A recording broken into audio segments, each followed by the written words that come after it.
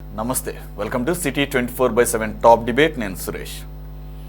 అమరావతి నిత్య రాజధాని, అమరావతి అసలైన రాజధాని అంటూ అక్కడి రైతులకు ఇచ్చిన మాట నిలబెట్టుకోవడానికి సీఎం చంద్రబాబు ప్రయత్నాలు ప్రారంభించారు. కేంద్ర హోంమంత్రిని కలిసి అమరావతిని రాజధానిగా నోటిఫై చేయాలని కోరారు. వచ్చే పార్లమెంట్ సమావేశాల్లో విభజన చట్టాన్ని సవరించాలని కూడా కోరారు. దీంతో త్వరలోనే అమరావతిని రాజధానిగా నోటిఫై చేస్తూ కేంద్ర ప్రభుత్వం నిర్ణయం తీసుకునే అవకాశం కనిపిస్తోంది. రాజధానిగా నోటిఫై అనే అంశం ఇక లాంఛనమేనని తెలుస్తోంది. ముందుగా అంశంపై డిబేట్లో పార్టిసిపేట్ చేస్తున్నారు తెలుగుదేశం పార్టీ అధికార ప్రతినిధి శరత్ చౌదరి గారు. నమస్తే అండి, వెల్కమ్.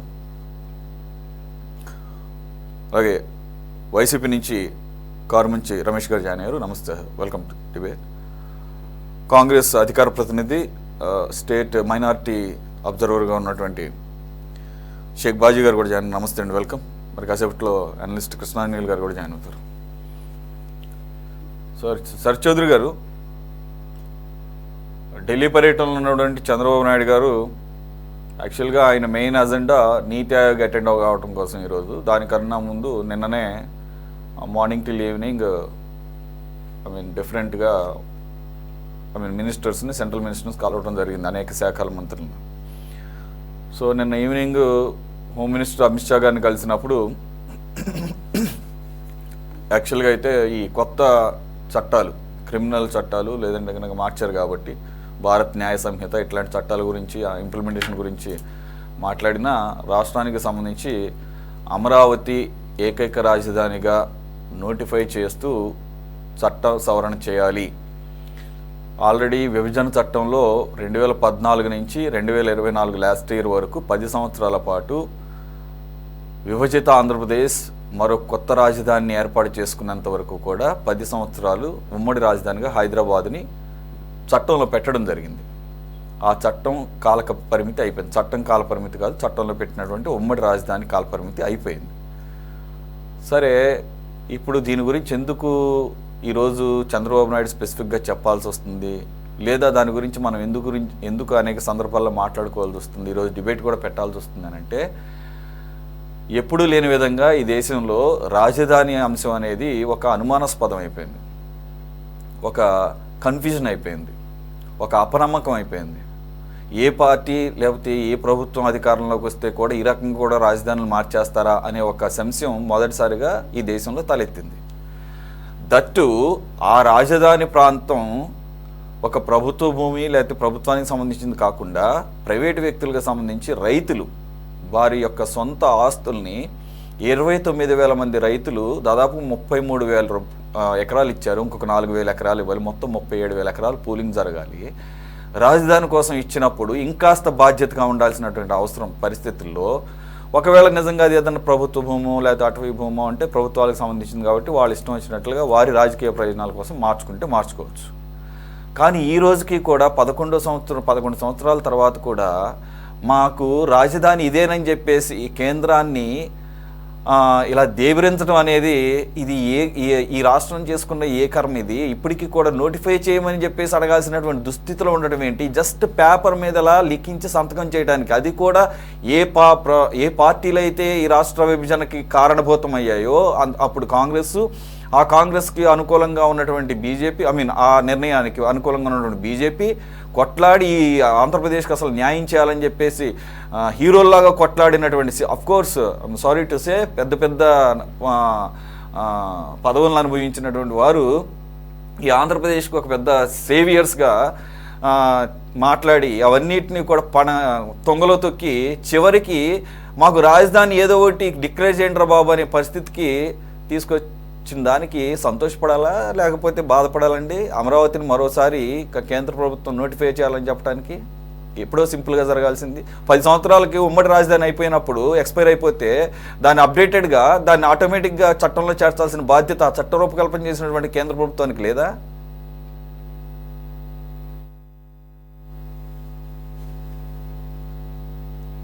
సో ఒకసారి ఆడియో చెక్ చేయండి సార్, మీట్లో ఉంటుంది. వినిపిస్తుందా అండి? Please carry. సురేష్ గారు, ముందుగా మీకు ప్యానల్ సభ్యులకి అందరికీ గుడ్ ఈవినింగ్ అండి. వాస్తవంగా ఇప్పుడు మీరు ఇవాళ ఎంచుకున్న టాపిక్ ఏదైతే ఉందో దీని గురించి మనం ఒక 20 days బ్యాక్ అమరావతి రైతులు ఎప్పుడైతే చంద్రబాబు నాయుడు గారిని కలిశారో ఆ రోజు కూడా మనం మాట్లాడుకొని ఖచ్చితంగా దీనికంటూ ఒక గెజిట్ నోటిఫికేషన్ వస్తేనే దీనికి ఒక కంప్లీట్ చట్టబద్ధత అనేది ఒకటి వస్తుంది అని మనం మాట్లాడుకోవడం జరిగింది. ఇప్పుడు దాన్ని చంద్రబాబు నాయుడు గారు ఏ విధంగా ఎందుకు స్ట్రెస్ చేయాల్సి వచ్చింది అని అంటే, నిన్న కాక మొన్న పులివెందుల ఎమ్మెల్యే జగన్మోహన్ రెడ్డి గారు ఒక ప్రెస్ మీట్ పెట్టి 2.5 గంట సుదీర్ఘమైన ప్రెస్ మీట్ పెట్టి ఆయన చెప్పడం ఏంటి అని అంటే, ఇప్పటికీ కూడా అమరావతిని విచ్ఛిన్నం చేసి 5 సంవత్సరాలు సునకానందం పొందిన తర్వాత ఆయన 151 నుంచి 11కి పడిపోయిన తర్వాత కూడా అదే విషయం అమరావతి మీద చిమ్మటం అనేది మనం మొన్న ప్రెస్ మీట్ లో క్లియర్ గా చూసాం. అందులో కూడా ఆయన చెప్పేది ఏంటి అని అంటే, ఎందుకు కడుతున్నారు ఈ బిల్డింగ్లు, ఎందుకు కడుతున్నారు, ఎక్కడైనా నాగార్జున యూనివర్సిటీ దగ్గర కానీ ఎక్కడైనా ఒక 500 ఆ, ఎకరాల్లో సారీ ఒక 500 కోట్లతో ఏదన్నా కట్టేసేస్తే సరిపోతుంది కదా, ఇన్ని అవసరమా అది ఇది అని చెప్తున్నారు. ఇప్పుడు మీరు ఇద్దరు మనుషులు ఉండడానికి ఊరికి ఒక ప్యాలెస్ కావాలి. ఎక్కడ మీ గుంటూరు తాడేపల్లిలో ఒకటి కావాలి, బెంగళూరులో కావాలి, హైదరాబాద్ లో కావాలి.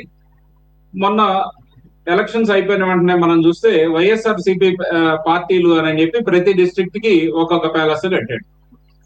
ఇట్లా ఈ విధంగా మీరు ఇద్దరు ఉండడానికి మాత్రం ఇంత పెద్ద 35 ఎకరాలు 40 ఎకరాల్లో విస్తీర్ణంగా కావాలి.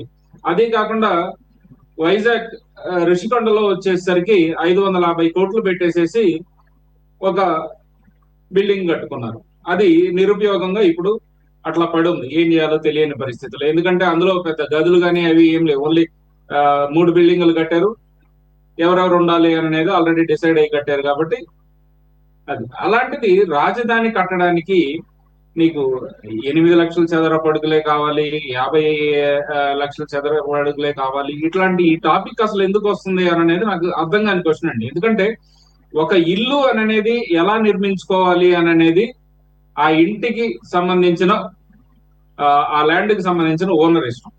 దాంతో పాటుగా మన ఫ్యూచర్ ని మనం ప్రెడిక్ట్ చేసుకొని ఏ విధంగా ఉంటే మనం ప్రజల్ని కావచ్చు,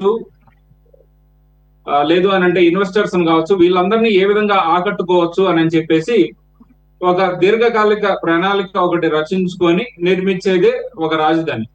అలాంటిది ఒక రాజధానిని మళ్ళీ కూడా ఇది జరగకూడదు, అమరావతి ఇంత అవసరం లేదు, దీనికి ఇంత దానికి ఇంత అని అంటున్నారు. వాస్తవంగా ఎల్ఎన్టీ వాళ్ళు కావచ్చు, ఎన్సీసీ వాళ్ళు కావచ్చు, వీళ్ళందరూ కోట్ చేసిన ఆర్డర్లు మీరు తీసుకుంటే రిషికొండ తోటి పోలిస్తే ఎల్ఎన్టీ వాళ్ళు లక్షల చదరపు అడుగులకి కోట్ చేసింది చాలా తక్కువ. ఇంటూ 7 times ఇంటూ 10 times ఉంటది రిషికొండ బడ్జెట్ తోటి కనుక చూస్తే. కానీ వాళ్ళు ఒక ప్రణాళికాబద్ధంతో వీలున్నంత తక్కువ బడ్జెట్ లో వాళ్ళు మనకి రాజధాని కట్టడానికి ముందుకు వచ్చిన 2 సంస్థలు ఎల్ఎన్టీ అండ్ ఎన్సీసీ. అదే కాకుండా ఇప్పుడున్న పరిస్థితుల్లో మీరు ఇందాక రైజ్ చేసిన పాయింట్, జూన్ తోటి 10 సంవత్సరాల ఉమ్మడి రాజధాని అనేది వెళ్ళిపోయింది హైదరాబాద్ అనేది. సరే, ఇదివరకు 2014 నుంచి 2019 దాకా ఉన్నప్పుడు రాజధాని అనేది అమరావతి అనేది నోటిఫై చేసుకోవటం కోసం కావచ్చు, ఈ ప్రాంతాన్ని మనం సెలెక్ట్ చేసుకొని ఏ వైపు నుంచి అయినా సరే, ఏ ప్రజలు ఎవరైనా సరే రావాలి అని అంటే పని చేసుకొని వెళ్ళేటట్లుగా అన్ని ఒక చోట ఉంటే బాగుంటది అని చెప్పి అమరావతిని నోటిఫై చేసుకోవటం, దానికి కావాల్సిన బ్యాక్గ్రౌండ్ వర్క్ అంతా చేసి వరల్డ్ బ్యాంక్ కావచ్చు, మిగిలిన బ్యాంక్ అప్రోచ్ అయ్యే టయానికి దానికి మళ్ళీ వీళ్ళు అడ్డం పట్టడం, ఏది ఇక్కడ ఇది మునిగిపోయే ఏరియా అని లేక ఇంకోటి వింత వాదనలు తీసుకొస్తారు. ఎక్కడ ఏ రాజధాని మునిగిపోకుండా ఉందండి? వర్షం పడితే ఎక్కడైనా సరే, ఎక్కడైతే లో లెవెల్ ఏరియాస్ ఉంటాయో దానికి నీరు రావడం అనేది కామన్ పాయింట్. అలాగనే బెంగళూరులో కూడా వర్షం పడితే వరద వచ్చింది అని అంటే అక్కడ కూడా స్కూళ్ళకి సెలవు ఇవ్వటం కానీ, నీళ్లు ఎక్కువగా ఫ్లోట్ అవటం కానీ మనం చూస్తున్నాం. హైదరాబాద్ లో కూడా ఎన్ని సంవత్సరాలు అవుతుంది దగ్గర దగ్గర హైదరాబాద్ ఏర్పడిన తర్వాత ఇప్పుడు కూడా చిన్న వర్షం పడినా కూడా రోడ్లన్నీ జామ్ అయిపోతాయి. ముంబై మహానగరాన్ని తీసుకున్నా కూడా అదే పరిస్థితి. ఢిల్లీ విషయం తీసుకున్న ఏ రాజధానిలో ఎక్కడ ప్రాబ్లం లేకుండా ఒక సంపూర్ణంగా అసలు ఏ ప్రాబ్లం లేని రాజధాని ఎక్కడైనా ఒక్క చోట ఉందా ఇండియాలో కానీ? ఎక్కడైనా కూడా ఒక చోట వస్తుంటాయి. దాన్ని ఒక బూచిగా చూపించేసి సరే అవన్నీ ఓకే సరే చౌదరి గారు. పాయింట్ ఏంటంటే నిన్న ఆయన రిక్వెస్ట్ చేశారు, వచ్చే పార్లమెంట్ సమావేశాల్లో అది నోటిఫై చేస్తూ బిల్లులో పెడతామని చెప్పేసి అన్నారట. అది కూడా కేటగిరికల్గా హామీ ఇచ్చినట్లుగా ఎక్కడా లేదు, మన సైడ్ నుంచి రిక్వెస్ట్ మాత్రమే. నా పాయింట్ ఏంటంటే ఇక్కడ అడిగే చాలా చిన్న విషయం. ఇక్కడేం వందల వేల కోట్ల రూపాయలు లక్షల కోట్ల రూపాయలు ఏమో అడగట్లేదు. అసలు ఇవ్వాల్సిన బాధ్యత ఉంది, దాని నుంచి ఎలాగ తప్పించుకుంది కేంద్రం పక్కన పెడదాం. నేనేమంటున్నానంటే అసలు అడగాల్సినటువంటి దుస్థితే ఉండకూడదు అంటున్నాను. ఆల్రెడీ 1 year అయిపోయిన తర్వాత మరి అది ఒక పాయింట్ ఒక క్లాజ్ ఉంది, ఉమ్మడి రాజధానిగా హైదరాబాదు. ఉమ్మడి రాజధానిగా హైదరాబాద్ 10 year అయిపోయిన తర్వాత ఆటోమేటిక్గా అది రైజ్ అవ్వాలి కన్సర్న్. ఎస్, ఆఫ్టర్ 2024 జూన్ 4 మరి ఇప్పుడు ఏపీకి రాజధాని ఏంటి? ఉమ్మడి రాజధానికి అప్పటి వరకు హైదరాబాద్, ఇప్పుడు ఏపీ రాజధాని ఏంటి అని చెప్పేసి చట్టం రైజ్ చేసింది అక్కడ ఇష్యూని. మామూలుగా అయితే ఆ అవసరం రాదు, కానీ అక్కడ చట్టంలో పొందుపరచబడింది కాబట్టి అది ఖచ్చితంగా దాన్ని అడ్రస్ చేయాల్సినటువంటి బాధ్యత కేంద్ర ప్రభుత్వానికి ఉంటుంది పార్లమెంట్ సాక్షిగా. మరి ఈ 1 year పాటు ఎందుకు దాన్ని పట్టించుకోలేదో తెలియదు. సరే, ఆల్రెడీ అమరావతిగా డిక్లేర్ చేసుకున్నారు కాబట్టి అవసరం పడదనుకున్నారేమో, అది కూడా కరెక్టే. కానీ ఎప్పుడైతే అమరావతి లేదంటే 3 రాజధానులు అనేది ఏపీకి ఒక పెద్ద సమస్యగా మారినప్పుడు, 2 ప్రభుత్వాలు వచ్చినప్పుడు 10 సంవత్సరాల కాలంలో 2-5 సంవత్సరాల్లో ఇలాగ క్యాపిటల్ విషయంలో దోబూచులాడుతున్నారని చెప్పేసి కేంద్ర ప్రభుత్వ దృష్టికి కూడా వచ్చింది. కోర్టుల దాకా వెళ్ళారు, అఫిడవిట్లు సబ్మిట్ చేశారు, అక్కడ కూడా గోడ మీద పిల్లి వాటంలాగా. అలాంటప్పుడు మీరు వచ్చి కూడా దాదాపుగా ఇప్పుడు ఏదైతే ఈ డబుల్ ఇంజిన్ సర్కార్ అని చెప్పేసి కూటమి, అదే బీజేపీతో కదా మీరు అసోసియేట్ అయి ఉన్నారు. మరి 1 yearలో ఆటోమేటిక్గా ఎన్నిసార్లు జరగలేదు పార్లమెంట్ సమావేశాలు? ఇప్పటి వరకు జరగలేదా? అంటే రైతులు అడిగితేనే మీకు గుర్తొస్తుందా? సామాన్యుడు కూడా వస్తుంది డౌట్, సామాన్యుడు కూడా వస్తుంది. క్లారిఫికేషన్ ఇద్దాం అనుకుంటున్నాను. అన్ని చోట్ల కూడా సెంట్రల్ పరిధిలో కావచ్చు, యాజ్ పర్ రికార్డ్స్ కావచ్చు, Amaravati is the capital of AP. అది ఎవరు మార్చలేని ఇష్యూ. ఇప్పుడు కూడా ఎట్లా అవుతుంది? ఒక్క నిమిషం. పార్లమెంట్ ప్రశ్న ఉత్తరాల సమయంలో కూడా అమరావతి రాజధాని అనేది క్లియర్ గా పలుమార్లు చెప్పడం జరిగింది. కానీ చెప్పడం వేరు సార్. ఇక్కడ ఒకటండి, ఇక్కడ ఇది చాలా టెక్నికల్ అంశం. ఇంకొకటి రాజ్యాంగ పరమైనటువంటి అంశం కూడా. కేంద్ర ప్రభుత్వానికి రాష్ట్ర ప్రభుత్వం యొక్క నిర్ణయాల్లో జోక్యం చేసుకునే అధికారం అన్ని విషయాల్లోనూ ఉండదు. ఫర్ ఎగ్జాంపుల్, వైసీపీ గత ప్రభుత్వ హయాంలో 3 రాజధానులని చెప్పేసి వెళ్ళినప్పుడు దానికి సెంటర్ నుంచి సుప్రీంకోర్టులో మీ వర్షన్ ఏంటి అని అన్నప్పుడు సెంటర్ ఏమని అఫిడవిట్ ఇచ్చింది? ఒక రాష్ట్రానికి సంబంధించిన రాజధానులు ఎన్ని పెట్టుకోవాలి, ఎక్కడ పెట్టుకోవాలి అనే అంశంలో కేంద్రానికి ఎటువంటి పాత్ర లేదని చెప్పేసింది. కాబట్టి ఒక ల్యాప్స్ ఉంది. అది లోపం అనుకోవాలా, లేకపోతే ఇన్ని 70 సంవత్సరాల ఇండిపెండెన్స్ టైంలో ఇటువంటి పరిస్థితి ఎప్పుడు తలెత్తకపోవటాన్ని ఉపయోగించుకొని గత ప్రభుత్వం ఆ రకంగా గేమ్ ఆడింది అనుకోవాలి, అది వేరే విషయం. కానీ గేమ్లో ఎవరు గెలిచారనేది చూసుకోవాలి. అలాంటి పరిస్థితుల్లో ఇంకాస్త జాగ్రత్తగా ఉండాల్సిన అవసరం కూటమి ప్రభుత్వం మీద ఉంటుంది. ఒకటి, గత 5 సంవత్సరాల్లో ఎవరైతే ఇచ్చారో రైతులు అనేక ఇబ్బందులు పడ్డారు. సరే, వారు కోరుకున్నట్టుగా ఎవరైతే అమరావతి రాజధానిగా ఉంటుంది అని చెప్పేసి అన్న ప్రామిస్ చేసిన గవర్నమెంట్ మళ్ళీ తిరిగి వచ్చింది. వెంటనే నష్ట నివారణ చర్యలు స్టార్ట్ చేసేయాలి. ఇది చాలా సింపుల్. అసలు అడగాల్సిన అవసరం గత్యంతరం వస్తుంది అనేది పాయింట్. సరే, దీన్ని పట్టుకొని నేను ఎక్కువసేపు రాజధాని ఏది అని అడగలేదండి చంద్రబాబు నాయుడు గారు. హోంమంత్రి గారిని, అమిత్ షా గారిని రాజధానిని నోటిఫై చేయండి అని కాదు అడుగుతుంది. ఏంటంటే క్లియర్ గా అందరూ అర్థం చేసుకోవాల్సింది, దీన్ని శాశ్వత రాజధాని మరియు ఏకైక రాజధానిగా నోటిఫై చేసి గెజెట్ విడుదల చేయాలి. మనకు రాజధాని చెప్పమని చెప్పేసి 10 సంవత్సరాల తర్వాత మనం కేంద్రాన్ని అడిగేది ఆడేవాడు చెప్పడానికి కానీ అంత సీన్ లేదు, మామూలుగానే అధికారం లేదు. ఇప్పుడు అడిగితే ఆడు చెప్పే అధికారం అంతకం లేదు. నేనేది అమరావతి గురించి మీరు అన్నట్టుగా. కాకపోతే ఏంటంటే ఇది రిక్వెస్ట్ అండ్ దాన్ని హానర్ చేసే మోడ్ కాదు ఇది కావాల్సింది. అరే బాబు, ఇది ఇట్స్ అవర్ రైట్ అని చెప్పేసి. సరే, మీకు ఇంకో విషయం చెప్తున్నాను. మీరు ఇప్పుడు దీన్ని బిల్లులో పెట్టినా కానీ రేపు మళ్ళీ వైసీపీ గవర్నమెంట్ కానీ ఇంకో గవర్నమెంట్ కానీ వచ్చి మేము అమరావతి రాజధాని అక్కడే ఉంటుంది కానీ మాకు ఇంకోటి ఎక్స్ట్రా ఇంకోటి పెట్టుకుంటున్నాం అని చెప్పేసి కనుక వైజాగ్ని మేము పలానా రాజధానిగా పెట్టుకుంటాం, లేదంటే కనుక ఈ కృష్ణా జిల్లా ఎన్టీఆర్ జిల్లాలో వాతావరణం వేడిగా ఉంటుంది వేసవకాలంలో, కొన్ని రాష్ట్రాలకు ఉన్నాయిలేండి, జమ్మూ కాశ్మీర్కి ఇటుకి రెండు రాజధానులు ఉన్నాయి అక్కడ వాతావరణ పరిస్థితులకు అనుగుణంగా. కాబట్టి ఈ అతి తెలివితేటలతో నెక్స్ట్ వచ్చే గవర్నమెంట్ ఎవరైనా కానీ, నేను ఇక్కడ వైసీపీ అని అంటలేదు, ఎవరైనా కానీ వస్తే మేము వైజాగ్ కాస్త చల్లగా ఉంటుంది, మాకు ఇది సముద్రం పక్కన కదా వేసవికాలం, మేము అక్కడేమో వేసవికాలంలోనేమో అక్కడ రాజధాని పెట్టుకుంటాము, అక్కడ శాసనసభను అడుగుకుంటాము, అక్కడ ఇంకొక శాసనసభ కడతాము, అసెంబ్లీ అలా జరిగే ఉన్నాయి ఈ దేశంలో రాష్ట్రాల్లో. మీకు నేను ఎగ్జాంపుల్ చెబుతాను, జమ్మూ కాశ్మీర్ తో పాటు మహారాష్ట్ర కూడా ఉందని నేను ఎగ్జాక్ట్ గుర్తులేదు. కాబట్టి సార్ నేనేమన్నానంటే చెయ్యాలనుకుంటే ఎలాగేం చేయొచ్చు, ఒకటి కాదు రెండు కాదు ఇంకోటి కూడా పెట్టుకునే అధికారం. కాబట్టి ఏంటంటే దాన్ని ఇప్పటికిప్పుడు రాజ్యాంగాన్ని మార్చే పరిస్థితి లేదు. కాబట్టి అట్లీస్ట్ ఏంటంటే అమరావతి అనేది ఇది ఒక రాజధాని అంశం అనేది విభజన చట్టంలో ఉంది కాబట్టి అనే దాని గురించి నేను ఎంత స్ట్రెస్ చేస్తున్నాను. మీరు నేను ఎందుకని అనేక అంశాల్లోకి యాంగిల్స్లోకి వెళ్ళాను అనేది ఇప్పటికి మీరు క్యాచ్ చేసి ఉండాలి. మీరు గెజెట్ నోటిఫికేషన్ అందులో కొన్ని పాయింట్స్ క్లియర్ గా పెట్టలేదు అనమాట. అందులో కొన్ని పాయింట్స్ క్లియర్ గా పెట్టకపోవడం వల్ల ఈ రోజు ఇంత ఇబ్బందిగా ఉంది.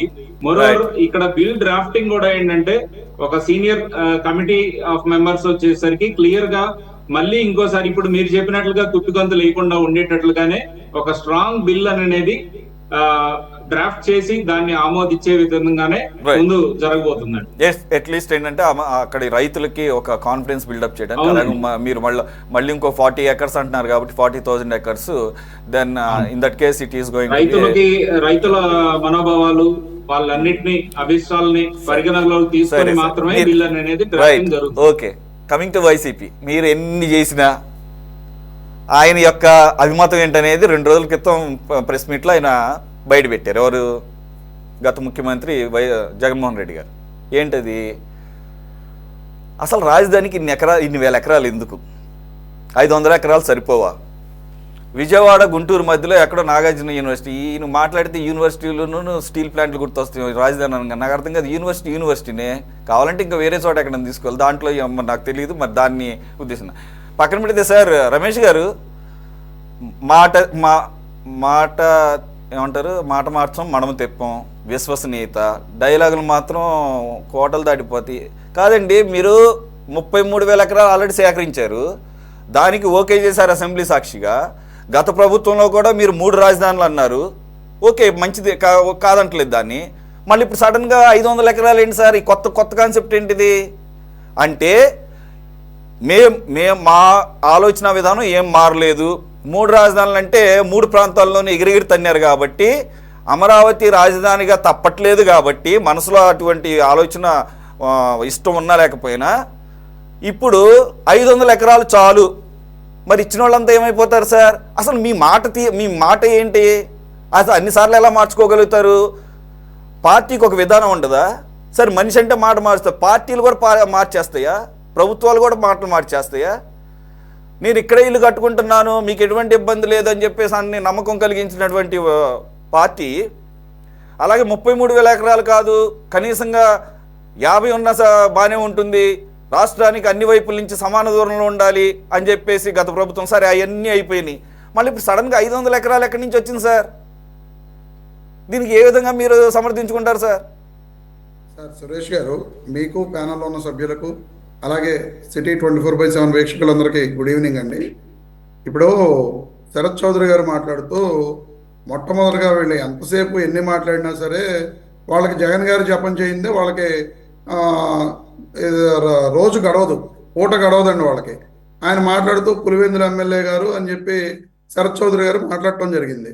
ఇదే కుప్పం ఎమ్మెల్యే గారు చంద్రబాబు నాయుడు గారు ఉమ్మడి ఆంధ్రప్రదేశ్కి హైదరాబాదు ఉమ్మడి రాజధాని, మన ఆంధ్రప్రదేశ్ విడిపోయిన తర్వాత హైదరాబాద్ ఉమ్మడి రాజధానిగా ఉండగా ఇదే కుప్పం ఎమ్మెల్యే చంద్రబాబు నాయుడు గారు ఓటుకు నోటు కేసులో దొరికిపోయి కేసీఆర్ గారు ఎక్కడ అరెస్ట్ చేస్తారో అని భయపడి అక్కడి నుంచి ఇక్కడ పారిపోయిన వచ్చిన సంగతి మరి శరత్ చౌదరి గారు మర్చిపోయారేమో. మరి ఒకసారి ఆయన గుర్తు చేస్తున్నా, పులివెందుల ఎమ్మెల్యే గారు అని మాట్లాడేటప్పుడు నాడు కుప్పం ఎమ్మెల్యేగా పారిపోయి వచ్చిన చంద్రబాబు నాయుడు గారిని గురించి కూడా ఆయన మాట్లాడాలి, ఆయన గుర్తు చేసుకోవాలని చెప్పి ఆయన తెలియజేస్తున్నా.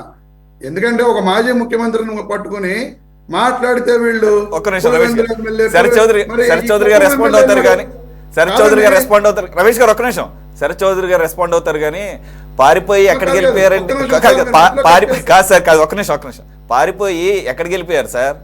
ప్రపంచం కాదు, దేశం వదిలి పారిపోయారా లేకపోతే వేరే రాష్ట్రాలకు వెళ్ళిపోయారా? ఎక్కడికి వెళ్ళారు చెప్పండి. ఏమేం జరిగినాయో బ్రీఫ్డ్ మీ అనే వాయిస్ అవన్నీ ఓకే సార్, అవన్నీ కాదు. మీరు పారిపోయి వచ్చారంటున్నారు. పారిపోయి ఎక్కడికి వచ్చారు? పారిపోయి ఎక్కడికి వచ్చారు సార్? ఆంధ్రప్రదేశ్కే కదా వచ్చింది, ఆంధ్రప్రదేశ్ ముఖ్యమంత్రిగా కదా.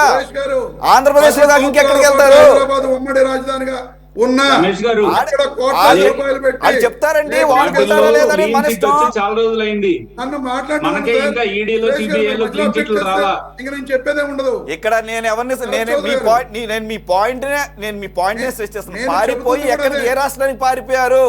ఏ దేశానికి పారిపోయారు? ఆంధ్రప్రదేశ్ కి పారిపోయి వచ్చాడు. ఉమ్మడి రాజధానిగా ఆయన హైదరాబాద్ ఉంటే చంద్రబాబు నాయుడు గారు ఒక నిమిషం సార్, చంద్రబాబు నాయుడు గారు అప్పుడు చంద్రబాబు నాయుడు గారు అప్పుడు ఆయన డిజిగ్నేషన్ ఏంటి? ఏ రాష్ట్రానికి ముఖ్యమంత్రి అయినా? అవునండి, ఏ రాష్ట్రం చెప్పండి సార్, ఒక్క నిమిషం. No, I want to hear from you. Kuppam ఎమ్మెల్యేగా ఉండి ముఖ్యమంత్రి అయ్యాడు. కరెక్టే కదా, ముఖ్యమంత్రి కదా. ఏ రాష్ట్రానికి ముఖ్యమంత్రి అయినా? ఏ రాష్ట్రానికి ముఖ్యమంత్రి సార్ ఆయన? చెప్తున్నాడు కావాలని చెప్పి ఇబ్బందులు పెడుతున్నాడు అని చెప్పి, సరే సామరస్యంగా ఉండాలి రెండు రాష్ట్రాలు అని చెప్పి ఆయన ఇక్కడికి వచ్చి సొంతగా కట్టుకోవడం స్టార్ట్ చేశాడు. అందులో తప్పే ఉందండి? నేను ఇప్పుడు మాట్లాడే మాట తీరు మార్చుకోండి. మాట్లాడితే ఏదో పులివెందుల ఎమ్మెల్యే మేము సునకానందం పొందుతున్నాం అంటారు. పులివెందుల ఎమ్మెల్యే అని చెప్పి మీరు పొందుతున్నారు సునకానందం, మేము పొందట్లా. మేము ఎప్పుడూ కూడా అలాంటి సునకానందాలు పొందలేదు. పులివెందుల ఎమ్మెల్యే అని మాట్లాడుతూ మీరు సునకానందాలు పొందుతున్నారు. అలాగే నెక్స్ట్ మీరు మాట్లాడుతూ ఊరికో ప్యాలెస్ కట్టుకున్నాడు అన్నారు. ఇవాళ చంద్రబాబు నాయుడు గారు హైదరాబాద్ లో ఆయనకి లేదా ఇల్లు? దాన్ని ఏమంటారు? మాకు ప్యాలెస్ లేవు సార్, మాకు ఇల్లు ఉన్నాయి అంటారు. అది గుడిసె. మరి హైదరాబాద్ లో ఉన్న ఇల్లు గుడిసె, కుప్పంలో కడుతున్నారు. హైదరాబాద్ లో ఇల్లు ఎంత ఉందో ఒకసారి మీరు చూసారా అన్న? మీరు రండి, ఇద్దరం ఇక్కడే కదా ఉండేది, రండి తీసుకెళ్తాను ఒకసారి రేపు పొద్దున. రమేష్ గారు ఒకటి. ఇప్పుడు రీజనబుల్ గా గుడిసెకి ప్యాలెస్లకి మధ్యలో ఇంకా చాలా రకాల ఇల్లు ఉంటాయి సార్. గుడిసెకిను ప్యాలెస్లకి మధ్యలో చాలా రకాల ఇల్లు ఉంటాయి. సురేష్ గారు, సంబంధం లేని టాపిక్ని మీరు అమరావతి రాజధాని నోటిఫై గురించి అడిగారు, దాని గురించి మాట్లాడాలి. అలాగే వైఎస్ఆర్ కాంగ్రెస్ పార్టీ జిల్లాకు ఆఫీస్ కట్టిందన్నారు. మీకు ఇప్పుడు కూడా పెట్టాను నేను, మీరు మీ వాట్సాప్ చూసుకోండి. నెల రోజుల క్రితం అనకాపల్లిలో 2 ఎకరాలు టీడీపీ పార్టీ ఆఫీస్ కోసం 1000 రూపాయల చొప్పున కేటాయించుకున్నారు వీళ్ళు. 2 నెలల క్రితం మీకు పెట్టాను, వాట్సాప్ పెట్టాను, చూసుకోండి. అది నేను చూపిస్తాను. వీళ్ళ మాట్లాడితే ఎక్కడ దొరికితే డిబేట్ లో వాళ్ళు ఇష్టం వచ్చినట్లు జగన్మోహన్ రెడ్డి గారి మీద నిందలు వేయడం తప్ప. ఇదిగోండి చూడండి, ఓకే రమేష్ గారు, ఎకరాకి 1000 రూపాయలు. పాయింట్ వచ్చేయండి, కార్యాలయానికి 2 పాయింట్ వచ్చేయండి. ఇప్పుడు మన టాపిక్ వచ్చేయండి. నేను అడిగిన దానికి సురేష్ గారు, సురేష్ చెప్పండి. గారు, మీరు అతను మాట్లాడినప్పుడు ఇవన్నీ కాదు మీరు పాయింట్కి రండి అని మీరు చెప్తే నేను కూడా సంతోషించేవాడిని.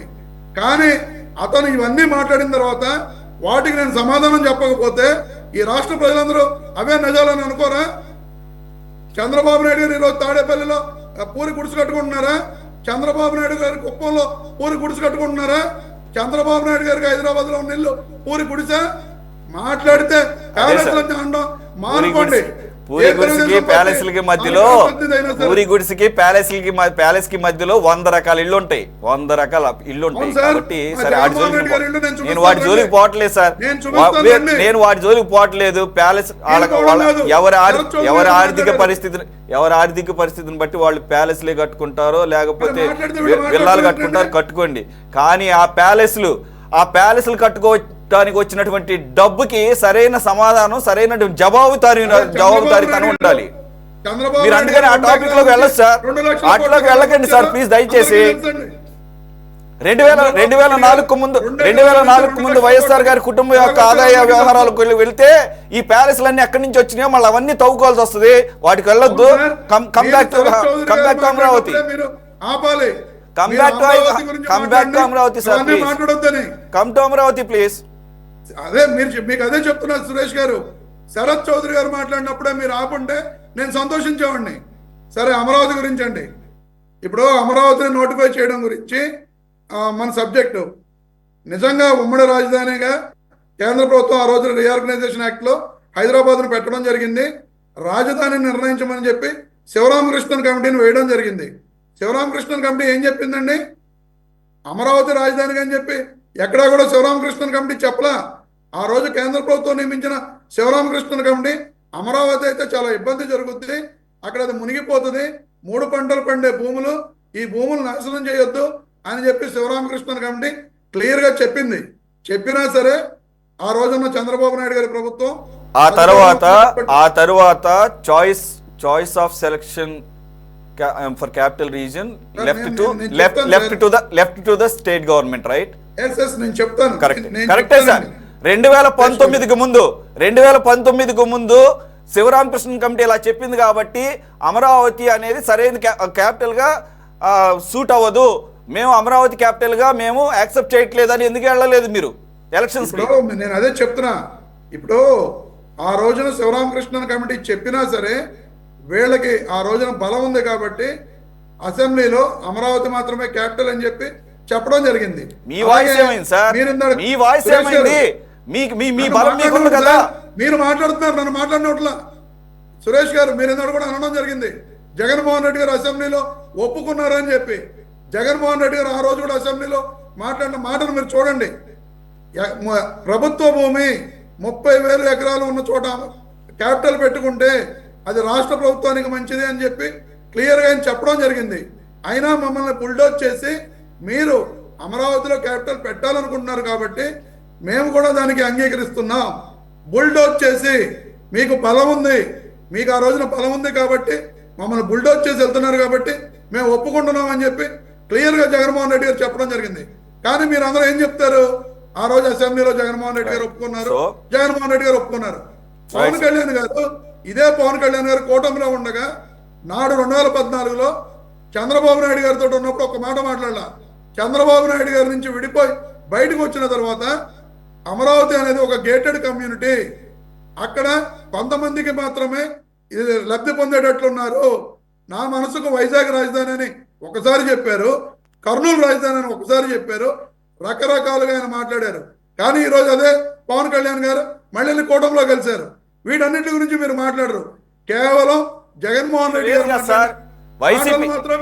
రమేష్ గారు మీరు వేరు కదా, మాట తప్పం మనం తిప్పం అంటారు కదా, ఒక మాట ఉండాలి కదా. ఇప్పుడు మీరు ప్రెసెంట్ స్టాండ్కి వచ్చేయండి, ప్రెసెంట్ స్టాండ్కి రండి. 2 రోజుల క్రితం జగన్మోహన్ రెడ్డి గారు మాట్లాడిన స్టాండ్కి రండి. అవును సార్, జగన్మోహన్ రెడ్డి గారు 2 రోజుల క్రితం ఏం చెప్పారు?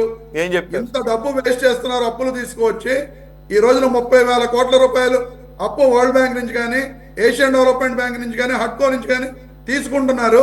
సెల్ఫ్ ఫైనాన్స్ ప్రాజెక్ట్ అని చెప్పి అమరావతి. ఇదేమైనా కొత్త విషయం సార్? 33 ఇప్పుడు కొత్త విషయం 33,000 ఎకరాలు తీసుకుంటాం కానీ దానికి సంబంధించి 33,000 ఎకరాల గురించి చెప్పలా, 30,000 కోట్ల రూపాయల అప్పు 500. ఇప్పుడు ఒకటి సార్, స్ట్రైట్ క్వశ్చన్. రేపు 29లో గనక వైసీపీ గవర్నమెంట్ వస్తే ఈ 33,000 ఎకరాలు లేదంటే ఈయన వీటితో ఆగేదట్లేరు. ఈ టీడీపీ వాళ్ళ సంగతి వాళ్ళ గురించి తర్వాత మాట్లాడదాం. ఇంకొక 40 అంటున్నారు సార్. 40 పక్కన పెట్టండి, ఇస్తారా లేదా అవన్నీ. ఈ 33 ఇంకొక 4,000 రావాలట, 37 సార్. ప్రస్తుతం 33,000 ఎకరాలకు సంబంధించిన అమరావతి మీద కంటిన్యూ అవుతారా? లేదంటే 2 రోజుల క్రితం ప్రెస్ మీట్లో చెప్పినట్లు 500 ఎకరాలు విజయవాడ గుంటూరు మధ్య క్యాపిటల్ కడితే సరిపోతుంది, 4 బిల్డింగ్లు కడితే సరిపోతుంది, ఈ రెండింటి మీద మీరు మీ స్టాండ్ ఏంటి చెప్పండి. సురేష్ గారు, జగన్మోహన్ రెడ్డి గారు మొన్న ప్రెస్ మీట్లో చెప్పిన విషయం 500 ఎకరాలు అనేది ఎందుకు అన్నారంటే, అప్పు ఇలా పెంచేస్తున్నారు, రేపు పొద్దున్న రాష్ట్ర ప్రభుత్వానికి భారం అయిపోతుంది, ఇన్ని వేల ఎకరాలు తీసుకుని రేపు అందరికీ నష్టం కాబట్టి దాన్ని ఆ 500 ఎకరాల్లో మనం కట్టుకోవాల్సింది సెక్రటేరియట్, రాజ్భవన్, హైకోర్టు, అసెంబ్లీ మాత్రమే కాబట్టి మనం అక్కడ నిర్మించుకుంటే వాటికి 500 ఎకరాలు సరిపోతుంది, మిగతాది రైతులకు వదిలేస్తే రైతులు అమ్ముకుంటారనే ఉద్దేశంతో, రైతులు లాభపడతారు అనే ఉద్దేశంతో పాయింట్ మాట్లాడటం జరిగింది అర్థమైపోయింది. తప్ప 29లో కనుక మేము వస్తే మళ్ళీ ఆ 33 ఎకరాలు పాడు పెడతాము, వాళ్ళ కర్మ మీద వాళ్ళకి పడతారు, ఆల్రెడీ పంటలు సంక్రాంతిపోయినాయి, పంటలు పండడానికి పనికిరావయ్యి, అక్కడ ఏం డెవలప్మెంట్ లేదు. సో పాయింట్ నష్టపోతున్నాడు. మీరు ఈ రాష్ట్ర ప్రజలకి రైతు నష్టపోవట్లా. మీరు గుర్తుపెట్టుకోండి సురేష్ గారు, రైతు ఎక్కడ నష్టపోవట్లా, వాళ్ళకి కౌలిస్తున్నారు, ఈ రోజుకి కౌలిస్తున్నారు. కౌలు ఇచ్చిన దాంతో వాళ్ళు బతికేస్తారు, వాళ్ళకి దాని అటువంటి భూములు వ్యవసాయం చేయడానికే కదండి ఆ భూములు, వ్యవసాయం చేయడానికే కదా భూములు, ఇంకా దేనికి? సరే, అయితే కౌలు ఇచ్చేది రాష్ట్ర ప్రభుత్వం పాయింట్ అయితే క్లియర్ ఇక్కడ. మీ పాయింట్ అయితే క్లియర్ సార్. 33 ఎకరాలు ఇక మేము టచ్ చేయము, వాళ్ళ కర్మాలు ఏం చేసుకుంటారు చేస్తారు, మేము 500 ఎకరాల్లోనే మేము కడతాము, మాకంత మా స్టాండ్ అది అని చెప్పేసి మరోసారి ఆయనతో కూడా చెప్పించేసాడు. ఆల్రెడీ మనం చెప్పేశారు, ఇక మీరు అంతకన్నా చెప్పడానికి అవకాశం కూడా లేకుండా చేశారు ఆయన. సార్ బాజీ గారు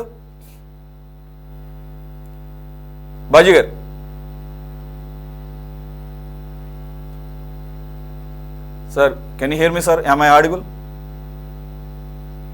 చెప్పండి. ఓకే సార్, మీది కొద్దిగా ఫ్రీజ్ అవుతుంది line, hope it will be cleared, no problem, will continue. Sir point, sir Baji garu am I audible? వినపడుతుంది సార్? సిగ్నల్ వీక్ ఉంది సార్, ఫ్రీజ్ అవుతుంది, మీ విజువల్ ఫ్రీజ్ అవుతుంది, ఆడియో కూడా బ్రేక్ అవుతుంది. చూద్దాం సార్. చెప్పండి. ఇప్పుడు ఓకే సార్, ఇప్పుడు ఓకే సార్. ఇప్పుడు అమరావతి రాజధానిగా గెజిట్ అనేది శరత్ చౌదరి గారు బిగినింగ్ రిమార్క్స్లో ఏం చెప్పారంటే, మొన్న 2 రోజుల క్రితం జగన్మోహన్ రెడ్డి గారు ప్రెస్ మీట్ ద్వారా దీని మీద ఇంకాస్త స్ట్రెస్ చేయాల్సిన అవసరం ఉందని. అది కాదు యాక్చువల్గా, దానికన్నా ముందే రాజధాని రైతులను కలిసినప్పుడు రాజధాని రైతులు స్పెసిఫిక్గా అడిగారు, మాకు ఒక నమ్మకం కలగాలి కాబట్టి, గత అనుభవాలు రిపీట్ కాకుండా ఉండాలి కాబట్టి దాన్ని గెజిట్ నోటిఫికేషన్లో పెట్టించండి అని చెప్పేసి. దానికి తగ్గట్టుగానే 2 రోజుల క్రితం జగన్మోహన్ రెడ్డి గారు దానికి ఆజ్యం పోశారు. మనం మాట్లాడుకున్నాం ఆల్రెడీ, ఆయన స్టాండ్, ఆయన ఆలోచన విధానం ఏమీ మారలేదు, అమరావతి పట్ల ఆయన యొక్క విధానం సేమ్ అట్లాగే ఉందని చెప్పేసి. మధ్యలో ఏదో బొత్స సత్యనారాయణ గారు ఏదో పెద్ద ఆశపడినట్టున్నాడు, కానీ ఆ మండలి బయటకు వచ్చినప్పుడు విలేకరులు అడిగినప్పుడు అప్పుడు విధానం మాది అది, ఇప్పుడు మేము మళ్ళీ ఇప్పుడు ఎలక్షన్స్ అయిన తర్వాత రిజల్ట్స్ చూసిన తర్వాత మా పార్టీ విధానాన్ని మేము ఇంటర్నల్గా చర్చించుకొని ఏంటనేది మేము చెప్తా ఉన్నారు.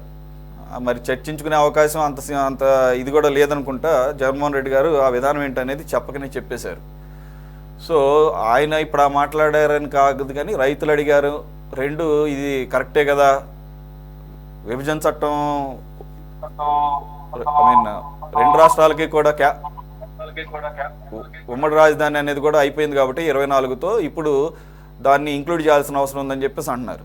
సార్ ఓవరాల్గా ఎలా చూడాలి ఇప్పుడు ఈ నోటిఫికేషన్ లేకపోతే ఈ గెజిట్లో పెట్టడం వల్ల ఏమన్నా దాన్ని ఏమంటారు లాభం ఉంటుందా ఈ రకమైనటువంటి పార్టీలు విధానాలు మార్చుకుంటున్నప్పుడు? ముందుగా సురేష్ గారు, మీకు ప్యానెల్లో ఉన్న మిత్రులందరికీ కూడా శుభ సాయంత్రం, నమస్కారం. ఉమ్మారెడ్డి వెంకటేశ్వర్లు గారు ఎవరండి? ఉమ్మారెడ్డి వెంకటేశ్వర్లు ఎవరు? Who is Ummareddy Venkateswarlu? ఆయన వైసీపీలో ఏంటి ఆయన పోస్టు?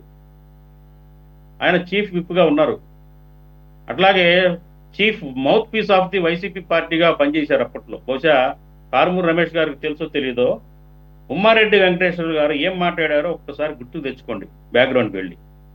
ఉమ్మారెడ్డి వెంకటేశ్వర్లు గారు బహిరంగంగా 2019 ఎలక్షన్కి ముందు అమరావతి రాజధానిగా మేము యాక్సెప్ట్ చేయమని ఎవరు చెప్పారు, అమరావతిని రాజధానిగా ఒప్పుకోమని ఎవరన్నారు, జగన్మోహన్ రెడ్డి గారు ఇల్లు ఎందుకు కట్టుకుంటాడు అక్కడ ఆయన రాజధాని కనుక వద్దనుకుంటే, అమరావతి ఏకైక రాజధానిగా ఉంటుంది, రైతులు ఎవరు అధైర్యపడాల్సిన అవసరం లేదు అని ఎన్నికల ముందు ఆయన బహిరంగంగా చెప్పాడా లేదా?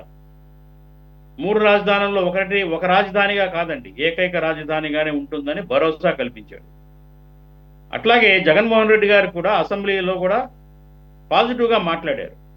అమరావతికి పాజిటివ్గా మాట్లాడారు. ఇవన్నీ గతం అందరికీ తెలిసిందే. ఆయన యూటర్న్ తీసుకున్నాడు, మళ్ళీ వద్దనుకున్నాడు. అది అంతేగాని ఎప్పుడూ కూడా వైసీపీ స్టాండు అమరావతికి ఫేవర్గా లేదు అని రమేష్ గారు మాట్లాడటం అనేది కరెక్ట్ కాదనేది నేను ముందుగా చెప్పదలిచాను.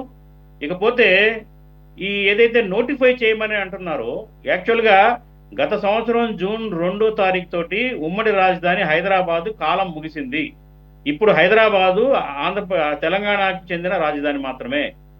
దాదాపు సంవత్సరం గడిచినా కూడా కేంద్రం బాధ్యతగా ఆంధ్రప్రదేశ్కి మరి రాజ్యాంగంలోని ఆర్టికల్ 3 ప్రకారంగా పార్లమెంటు ఏదైనా రాష్ట్రానికి విభజించడం కానివ్వండి, లేకపోతే రాష్ట్రానికి క్యాపిటల్ని నోటిఫై చేసే అధికారాలు పార్లమెంటుకు ఉన్నప్పుడు విభజన చట్టంలో స్పెసిఫిక్గా ఏదైతే ఆంధ్రప్రదేశ్కి రాజధాని అంశం, తెలంగాణ మరి ఆంధ్రప్రదేశ్ రెండింటికి కూడా డివైడ్ చేసి ఒక టైం బౌండింగ్ పెట్టినప్పుడు ఆ టైం అయిపోయిన తర్వాత కేంద్రం బాధ్యత ఉంది కదండి, నోటిఫై చేయాల్సిన బాధ్యత ఉంది. అట్లాగే ఆంధ్రప్రదేశ్ ప్రభుత్వం ఆల్రెడీ 953 గ్రామాలు 8,900 పైచీలు చదరపు కిలోమీటర్ల యొక్క భూభాగాన్ని రాజధానిగా నోటిఫై చేసింది. నోటిఫై చేసి కేంద్రాన్ని సుప్రీంకోర్టులో ఉన్న కేసుల్లో కూడా సుప్రీంకోర్టుకు సమర్పించింది, పార్లమెంటుకి సమర్పించింది. అయినప్పుడు అడుక్కోవటం ఏంటి వెళ్ళి? దీని బాధ్యతగా కేంద్రం దాన్ని డిక్లేర్ చేయాలి, కానీ నోటిఫై చేయమని చెప్పేసి బతిమలాడుకోవాల్సిన అవసరం ఏముంది? కేంద్రం బాధ్యత కదా. అందులో గత అనుభవాలు కేంద్రానికి తెలియదా? గత పరిపాలనలో 3 ముక్కలాట ఆడారు కాబట్టి, మరి ఈయన 2 సార్లు శంకుస్థాపన చేశాడు కాబట్టి, ప్రారంభోత్సవాలు చేశాడు కాబట్టి ప్రధానమంత్రి గారు, మరి దాన్ని చట్టబద్ధత చేయాల్సిన బాధ్యత కేంద్రానికి ఉందా లేదా? దీనికి అడుక్కోవాల్సిన అవసరం ఏముంది? ఇది నా క్వశ్చన్. ఇకపోతే ఏంటంటే, ఇందాక మీరు ఏదైతే ఈ ఎజెండాలో పెట్టారో చంద్రబాబు నాయుడు గారు అమరావతిని మరి హైదరాబాదులో కట్టిన ఎయిర్పోర్ట్ తోటి, హైదరాబాదు కట్టిన రాజధాని తోటి, బెంగళూరులో కట్టిన ఎయిర్పోర్ట్ తోటి పోలుస్తున్నారు. ఏమండి, బెంగళూరు జనాభా ఎంతండి? 14 మిలియన్స్ జనాభా బెంగళూరు సిటీ చరిత్ర ఏనాటిది? హైదరాబాద్ చరిత్ర ఏనాటిది? 12 మిలియన్లు పైగా జనాభా ఉన్న హైదరాబాదుని మీరు కట్టబోయే అమరావతి ఎలా పోలుస్తారు? ఎయిర్పోర్టు అమరావతిలో కట్టబోయే కలల airport, Bengaluru airport, Hyderabad airport లాగా ఆక్యుపెన్సీ ఎప్పటికీ తీసుకుంటుంది చెప్పండి? ఇదేమైనా సాధ్యమయ్యే పనేనా?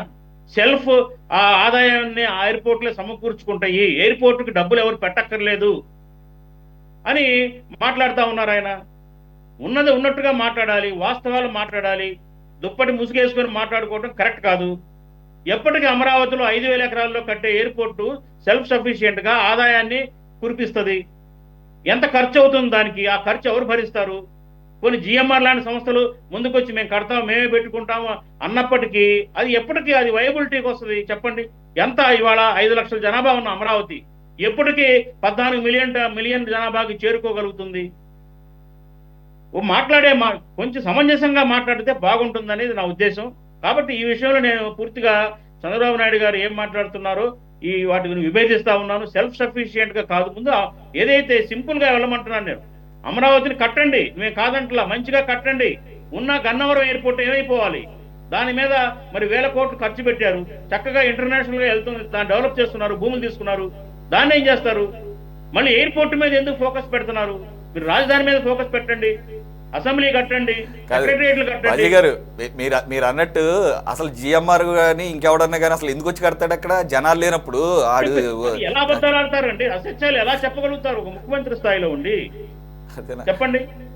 ఇది వైబిలిటీ అయితే ఈ పాటికే గద్దల్లాగా కాకుల్లాగా వాలిపోయేవాళ్ళు కాంట్రాక్టర్స్. మేము కడతామని, మాకు ఇవ్వండి భూమి, మేము కట్టిస్తామని వాలిపోయేవారు ఈ పాటికే. కానీ ఎవరన్నా వస్తున్నారా అండి? ఎక్కడన్నా మనకు అమరావతిలో ఇంటర్నేషనల్ ఎయిర్పోర్ట్ అసలు మెట్రో యూజ్ చేసేటటువంటి కమ్యూటర్సే ఉండేటటువంటి పరిస్థితి లేదు. మెట్రో ఎవరు యూజ్ చేస్తారు? Daily commuters, office to home, అది కూడా లెందీ డిస్టెన్స్ ఉన్న వాళ్ళు యూజ్ చేస్తారు. అమరావతిలో ఉన్న వాళ్ళు ఎవరు? అసలు ఏం కంపెనీలు ఉన్నాయి ఇక్కడ? ఏమి ఉన్నాయి నాకు అర్థం కాదు. మొన్నటి వరకు వ్యవసాయ పనులు చేసుకునే వాళ్ళు కాదు, మొన్నటి వరకు వ్యవసాయ పనులు చేసుకునేవాళ్ళు లేదా వేరే రకమైనటువంటి వ్యాపారాలు చేసుకునేవాళ్ళు. దానికిను working class, millions of working class ఉన్నటువంటి హైదరాబాదు, చెన్నై, బెంగళూరు, పూణే, నోయిడా వీటితో పోలికేంటి? అసలు ఇది ఎక్కడ చోద్యం అర్థం కాదు. రెండోది, ఎప్పుడో వస్తారు, ఒక్క నిమిషం శరత్ చౌదరి గారు, ఎప్పుడుకో వస్తారు. ఎక్కడి నుంచి ఈ లోపల జనాన్ని ఎక్కడి నుంచి ఏమన్నా వేరే దేశాల నుంచి ఏమన్నా ఇంపోర్ట్ చేస్తారేంటి, దించుతారేంటి ఇక్కడ? లేకపోతే ఇదేంటి అగ్గిపెట్టెలు కట్టినట్టు హైటెక్ సిటీల్లో కంపెనీలు కట్టినట్టు ఏమన్నా మీరు ఇది రాత్రి సృష్టిస్తారా?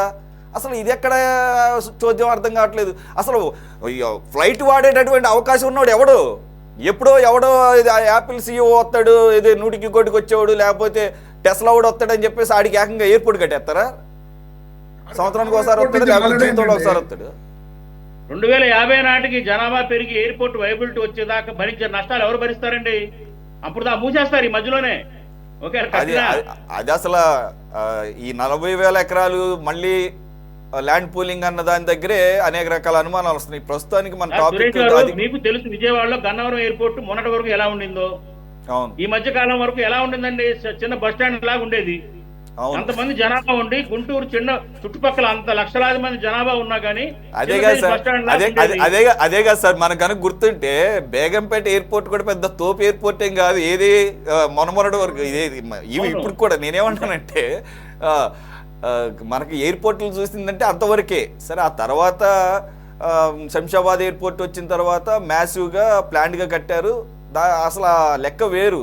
అక్కడ ఆ రకమైనటువంటి వర్క్ ఫోర్స్ ఉంది, యూసేజ్ ఉండేటువంటి అవకాశం ఉంది. ప్రపంచ నలుమూలల నుంచి హైదరాబాద్ కనెక్టివిటీ ఉంది. అసలు అమరావతి ఇంకోటి జనరల్ గా హైదరాబాద్ ఇంటర్నేషనల్ ఫ్లైట్స్ కొట్టేటప్పుడు హైదరాబాద్ అనగానే మనకి ఇక్కడ ఏపీలో, ఇండియాలో ఉన్న హైదరాబాద్ ఒకటి చూపిస్తుంది, పాకిస్తాన్లో ఉన్న హైదరాబాద్ ఒకటి చూపిస్తుంది. రేపు అమరావతిని కొట్టంగానే మహారాష్ట్రలో ఉన్న ఒక అమరావతిని చూపిస్తుంది, ఇక్కడ ఏపీలో ఉన్న ఒక అమరావతిని చూపిస్తుంది. కాబట్టి ఇంకా అసలు బ్రాండింగ్ ఇంకా జనాల్లోకి వెళ్ళడానికే కొన్ని సంవత్సరాలు పడుతుంది. ఓకే సార్, అది ఇక డిఫరెంట్ సబ్జెక్ట్. సురేష్ గారు, ఒక పాయింట్ చెప్పి ముగిస్తాను. నేను ఇంతకు ముందు డిబేట్స్ లో కూడా మాట్లాడాను. ఈవేళ అమరావతిలో భూములకి రెక్కలు వచ్చినాయి. కనీసం 15 కోట్ల రూపాయలు ఎకరానికి తక్కువ లేదు సరౌండింగ్స్ లో. నేనేమంటానంటే పేదలు కానీ మధ్యతరగతి ప్రజలు కానీ అక్కడ నివాసాలు ఉండటానికి అంత రేట్లు పెట్టి కొనుక్కొని ఇల్లు కట్టుకునే పరిస్థితి కనుచూపు మేరలో కనిపించటం లేదు. కాబట్టి ప్రభుత్వం ఏదైతే ప్రొక్యూర్ చేసిన ల్యాండ్స్ లో కొంత భాగాన్ని ఈ పేదలు మధ్యతరగతి ప్రజలు నివాసానికి కావలసిన విధమైన అనుకూలమైన ఒక స్కీమ్ ని ఏర్పాటు చేసి కొంత భూమిని వాళ్ళకి కేటాయించాలి. సరసమైన ధరలకి నిర్మాణాలు గవర్నమెంట్ ఆధ్వర్యంలో వాళ్ళకు కూడా ఏదైతే నెస్ట్ ఏదో పెట్టారు కదండి, హ్యాపీనెస్ తరహాలో మధ్యతరగతి ప్రజల కోసం కూడా నివాసాలు ఇవ్వాలి రాజధాని ప్రాంతంలో. అప్పుడే అది ప్రజా రాజధాని అనిపించుకుంటుంది, పీపుల్స్ క్యాపిటల్ అనిపించుకుంటుంది. లేకపోతే ఏంటంటే రిచ్ పీపుల్స్ క్యాపిటల్ అవుతుంది. సో రిచ్ పీపుల్ క్యాపిటల్ గా కాకుండా నార్మల్ సగటు మనుషులు బతకడానికి వీలుగా కూడా అమరావతిలో స్థానం కల్పించాలనేది మా డిమాండ్. ఓకే రమేష్ గారు, ఆడియో. వీళ్ళు ఎలా కల్పిస్తారు? R5 జోన్ మొత్తం తీస్తారు కదా. బాజీ గారు, అంటే రమేష్ గారు అనేది ఏంటంటే R5 జోన్ అంటున్నారు. సరే, దాని వెనకాల ఉన్నటువంటి వ్యూహం వేరేలేండి. ఇవ్వాలనుకుంటే వేరే చోట వ్యూహాలే. సురేష్ గారు, మీకు పేద ప్రజల్ని అమరావతిలో ఉంచాలి అనుకోవడం కూడా తప్పే. మీరు మాత్రం 5 సంవత్సరాలకు ఒకసారి వ్యూహం మారుస్తారండి. మరి ఇప్పుడు చెప్పండి కొత్తగా. మీకు అన్ని వ్యూహాలే అంటున్నాను నేను. వ్యూహాలు మాకు కాదు, మీరేగా మారుస్తారు కదా. మీ వ్యూహాలే మేము చెప్తుంది. అక్కడ లేనిది ఏం చెప్పడం లేదు. సరే, కృష్ణాంజలి గారు ప్లీజ్. సార్, ఇప్పుడు సార్ ఒక్క నిమిషం. అందుబాటులో లేనటువంటి రేట్లు వచ్చినాయి కదా బాజీ గారు అన్నట్టు. ఒక్కసారిగా గుండెలు దడదల్లాడి ఉంటాయి సార్. నిన్నగాక మొన్న జగన్మోహన్ రెడ్డి గారి మాట విన్న తర్వాత, ఎప్పుడైతే ఆయన 500 ఎకరాలు విజయవాడ గుంటూరు మధ్య అన్నప్పుడు, ఇప్పటికి ఆల్రెడీ 50,000 నుంచి 70,000కి వెళ్ళిందంట గజం. ఇప్పుడే బాజీ గారు చెప్పారు ఎకరం 15 కోట్లు అంట. అసలు మామూలుగా అక్కడ ట్రాన్సాక్షన్స్ ఏం లేవు, ఇవన్నీ కూడా గాల్లో పెంచుకున్నారు. మళ్ళీ అదే తప్పు జరుగుతుంది. ప్రభుత్వం ఇంటర్వ్యూన్ అవ్వాల్సిన అవసరం ఉంది. ఏం పట్టించుకోవట్లేదు, ఏమీ కలగజేసుకోవట్లేదు, కొండెక్కి కూర్చున్నాయి. మరి జగన్మోహన్ రెడ్డి గారి మాటల దెబ్బకి మరి రియల్ ఎస్టేట్ కంపెనీలు కానీ అక్కడ రియల్టర్ కానీ గుండెలు పగిలిపోయి ఉంటే నాకు తెలిసినంత వరకు, ఓరి బాపురి మళ్ళీ వస్తే 500 ఎకరాలు అంటున్నారు, ఏం చేసుకోవాలని చెప్పేసి. సరే, ఎలా చూడాలి అంటే చాలామంది దీని మీద స్ట్రెస్ చేయట్లేదు. కానీ సార్, మరి మేబీ ఆయన ఏదో ఫ్లోలో అన్నారేమో నాకు తెలియదు 500 ఎకరాలు అనేది, కానీ 500 కాకపోతే ఒక 5,000 చేస్తాడేమో అంతే కదా. అంతేగాని 33 ఎకరాలు అయితే టచ్ చేయను అన్నట్టుగానే ఉంది ఆయన వర్షన్స్ వస్తుంటే. ఇప్పుడు సురేష్ గారు, జగన్మోహన్ రెడ్డి ఏం చేస్తాడు, జగన్మోహన్ రెడ్డి యొక్క నిర్ణయాలు ఎలా ఉంటాయి అనే దాని మీద ఇప్పుడు రాజధానికి సంబంధించినటువంటి అంశం ఆధారపడి లేదు. భవిష్యత్తులో కూడా జగన్మోహన్ రెడ్డికి సంబంధించినటువంటి, జగన్మోహన్ రెడ్డి వచ్చిన తర్వాత దీనికి సంబంధించినటువంటి రాజధాని మార్చటం, ఇంకొక చోటకి తీసుకెళ్లటం, ఇలాంటిది ఏమీ అవకాశం లేకుండా ముందస్తుగా పకడ్బందీగా అన్నీ చేయొచ్చు. జగన్మోహన్ రెడ్డి అనేటువంటి ఒక భూషిని చూపించి, జగన్మోహన్ రెడ్డి అనేటువంటి మాటలు చెప్పి, జగన్మోహన్ రెడ్డి ఏదో ఒకటి చెప్తాడు. మీరు అన్నట్లుగా జగన్మోహన్ రెడ్డి ఏ మాట మీద ఉన్నాడు? ఇప్పుడు జగన్మోహన్ రెడ్డి ఆయన స్టాండ్ అయితే మార్చుకున్నాడు. 3 రాజధానుల నుంచి విజయవాడ గుంటూరు మధ్యలో బిల్డింగులు కడితే సరిపోయిందని చెప్తున్నాడుగా. ఇప్పుడు స్టాండ్ అయితే అదేగా ఈ రోజుదైతే. రేపొద్దున మళ్ళీ గెలిస్తే ఇంకోటి చెప్తాడు. ఆయన ఏం చేసినా కూడా, ఆయన రేపొద్దున ఆయన గెలిచినా కూడా అమరావతికి సంబంధించినటువంటి విషయంలో, రాజధానికి సంబంధించినటువంటి విషయంలో ఏ మార్పు చేర్పు చేయలేడు. దీనికి సంబంధించినటువంటి విషయంలో ఎవరు భయపడాల్సినటువంటి విషయం లేదు అనేటువంటిది నా పాయింట్. అది ఎలా, ఏ పరిస్థితులు అయితే మార్చలేడు అనేటువంటిది కూడా కీలకమైనటువంటి అంశం. ఇక్కడ మీరు ఒక అంశాన్ని గమనించండి. తెలుగుదేశము, బీజేపీ ప్రభుత్వము, జనసేన మద్దతుతో ఉన్నటువంటి ప్రభుత్వం రాజధానికి సంబంధించినటువంటి అమరావతి నిర్ణయము, అమరావతికి సంబంధించినటువంటి దాన్ని కట్టడానికి ప్రయత్నం చేయటం అయిపోయిన తర్వాత 2018లో చంద్రబాబు నాయుడు బీజేపీతో తిరుగుబాటు చేయటం వ్యవహారము ఆ రోజున మనం చూసాం. అంటే అమరావతి విషయంలో ఏం జరిగింది అని చెప్పాడు చంద్రబాబు నాయుడు. కేంద్ర ప్రభుత్వం మాకు చట్టబద్ధంగా డబ్బులు ఇవ్వాలి రాజధాని నిర్మాణానికి, ఇవ్వలేదు. 1,500 కోట్లు ఇచ్చారు రాజధానికి. అవి మీరు సర్దార్ వల్లభాయ్ పటేల్ విగ్రహానికి 1,000 కోట్లు ఇచ్చారు, మాకు 1,500 కోట్లు ఇచ్చారు. గుంటూరు అదేవిధంగా విజయవాడకి అండర్ గ్రౌండ్ డ్రైనేజీకి 500 కోట్లు ఇచ్చారు, మొత్తం 2,500 కోట్లు ఇచ్చారు. ఇదయ్యా మా పరిస్థితి అని తిరుగుబాటు చేశారు. అంటే అమరావతికి సంబంధించినటువంటి విషయంలో చంద్రబాబు నాయుడు ఒక ప్రణాళిక రూపొందించి 29,000 మంది రైతుల దగ్గర నుంచి 33,000 ఎకరాలు తీసుకొని, అటవీ భూములు అన్ని కలుపుకుంటే 54,000 ఎకరాలు తన దగ్గర పెట్టుకొని, ఏమీ చేయలేక చేతులెత్తి కేంద్ర ప్రభుత్వం సహకరించట్లేదు అనేటువంటి మాట్లాడినటువంటి మాటల్ని మనం చూసాం. ఇది ఉదాహరణకు మాత్రం చెప్తున్నాం. చంద్రబాబు నాయుడు, బీజేపీ ప్రభుత్వము, పవన్ కళ్యాణ్ సపోర్ట్ తో ఉన్నటువంటి ప్రభుత్వం. తర్వాత అది 5 ఏళ్ళు అయింది. జగన్మోహన్ రెడ్డి వచ్చాడు. జగన్మోహన్ రెడ్డి చేసినటువంటి రాద్ధాంతం ఏందనేది అందరికీ తెలుసు. ఏం చేశాడు? అప్పుడు వరకు రాజధాని అమరావతి విషయంలో సన్నాయి నొక్కులు నొక్కిన, రమేష్ గారు చెప్పినట్టుగా బుల్డోజ్ చేశారు, అట్లా చేశారు, ఇట్లా చేశారు, ఏం చెప్పినా ఒక్కసారి 2029లో అధికారంలోకి వచ్చిన తర్వాత డిసెంబర్లో అసెంబ్లీలో మీకు దక్షిణాఫ్రికా తరహాలో 3 రాజధానులు ఎందుకు ఉండకూడదని బాంబు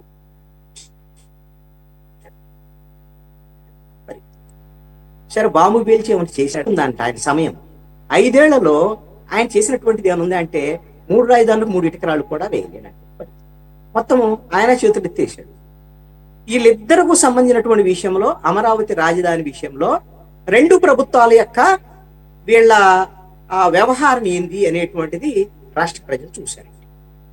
వీళ్ళిద్దరేగా ఇప్పుడు మళ్ళీ ఎవరు వచ్చారు? మళ్ళీ 2014లో ఉన్న కూటమే వచ్చింది. కానీ ఈ రోజున చంద్రబాబు నాయుడు చెప్పేటువంటి మాటలు మీరు గమనించండి. చంద్రబాబు నాయుడు ఈ రాష్ట్రాన్ని నిట్ట నిలువున ముంచబోతుంది. నేను ఎందుకు ఈ మాట చెప్తున్నా అంటే, చంద్రబాబు నాయుడు మాటలే చెప్తున్నాడు, చంద్రబాబు నాయుడు సంబంధించినటువంటి వ్యవహారమే చెప్పబోతున్నాడు.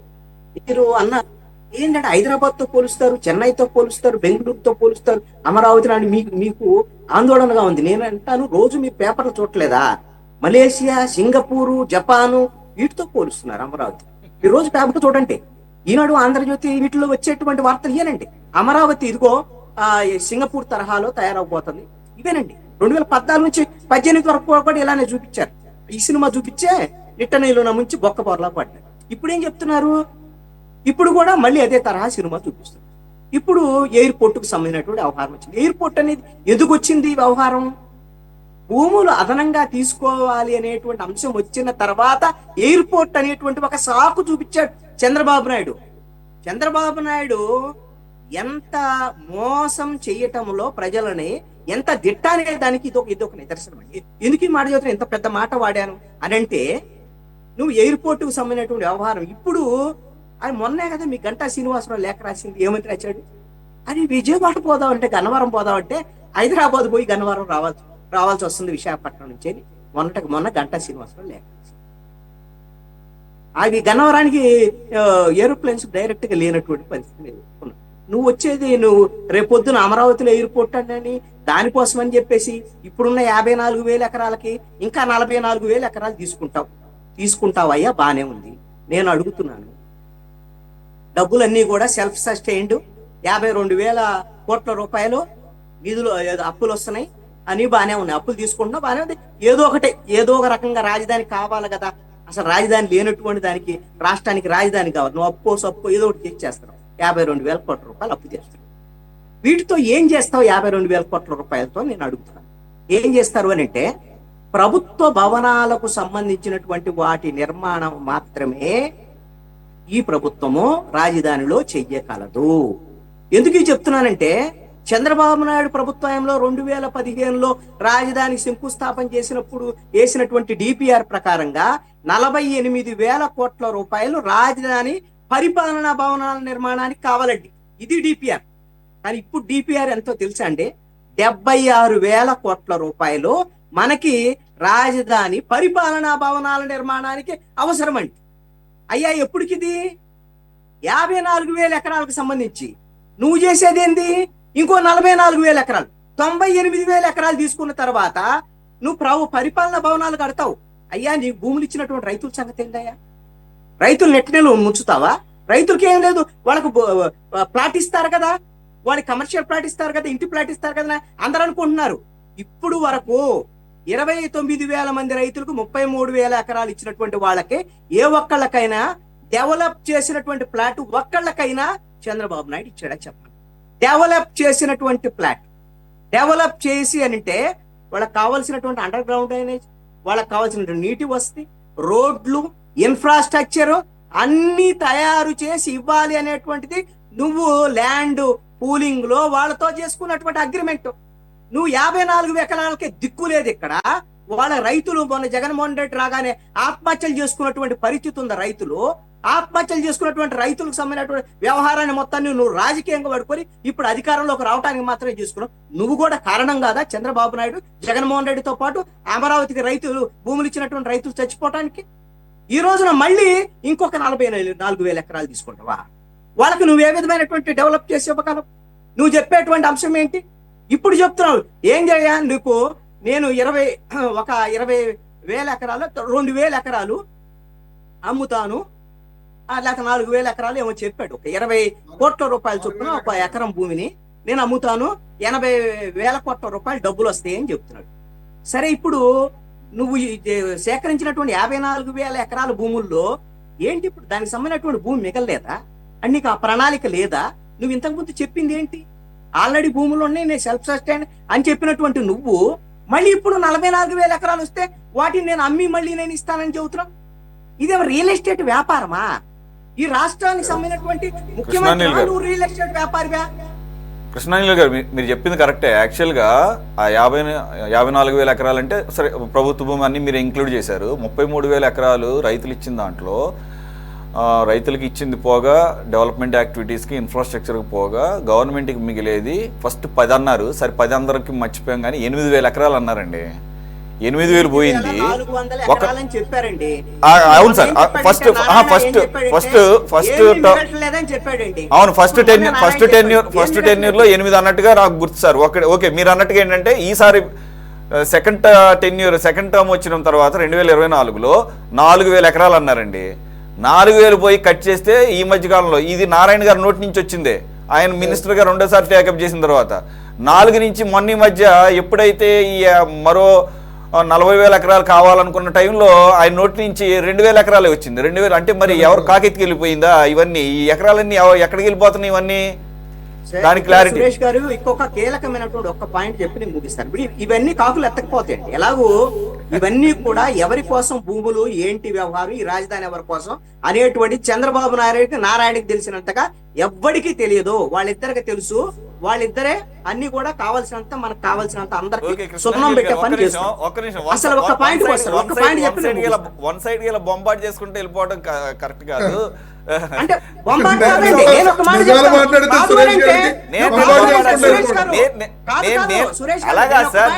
చెప్తాను. అలాగా సార్ శరత్ చౌదరి గారిని రెస్పాండ్ అవ్వమని చెప్పేసి నా మీనింగ్ అంతే తప్ప